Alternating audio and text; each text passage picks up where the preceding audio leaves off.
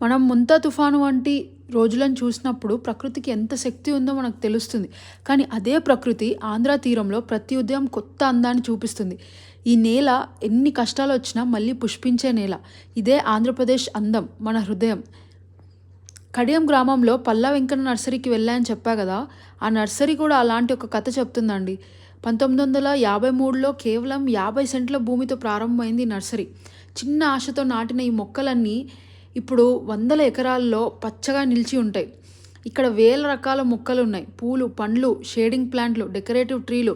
ప్రతి మొక్క ఒక శ్రమ, ఒక ప్రేమ కథ. ఇదే మన ఆంధ్ర స్ఫూర్తి.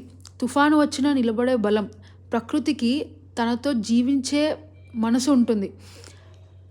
అండ్ ముంతా తుఫాను మన ప్రకృతిని, దానికి ఉన్న శక్తిని గుర్తు చేస్తే, ఈ పార్క్ మాత్రం నాకు ఎక్స్పీరియన్ ఇకో పార్క్ అని హైదరాబాద్లో ఒకటి ఉంది కదా, ఆ పార్క్ వీడియోస్ నేను చూసినప్పుడు దాంట్లో ఎన్ని ప్లాంట్స్ ఉన్నాయో, నేను కేరళకు వెళ్ళినప్పుడు వాయనాడులో చూసిన ప్లాంట్స్, ట్రీస్ ఏవైతే ఉన్నాయో అవన్నీ ఇక్కడ కనిపించాయండి.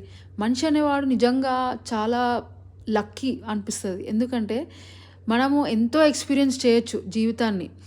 అండ్ నాతో పాటు మీరు ఎక్స్పీరియన్స్ చేస్తారనే పార్ట్ 2లో జస్ట్ నేను ఇంకా నడుస్తూనే ఉన్నా, ఇంతకీ అయిపోదు.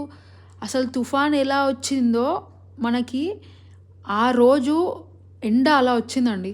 ప్రకృతి కూడా 2 సైడ్స్ చూపిస్తుంది నిజంగానే. ఒకటి పాజిటివ్ సైడ్, ఒకటి negative side.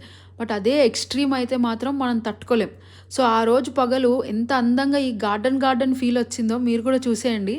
And don't miss part 3లో definitely I'm going to show what I purchased అండి. So stay tune and thank you.